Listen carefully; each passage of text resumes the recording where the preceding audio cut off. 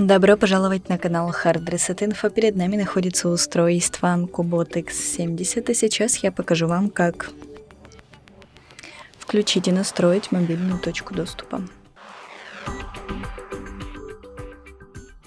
Итак, открываем настройки или свайпаем вниз, ищем здесь точку доступа. Находим и, нажимая на нее, можем ее включать и выключать. Если зажмем на ней пальчик, то перейдем в настройки. Здесь мы можем, во-первых, настроить название, во-вторых, можем изменить защиту, можем изменить пароль, диапазон частот можем выбрать и можем автоматически выключать точку доступа, если никто к нам не подключается.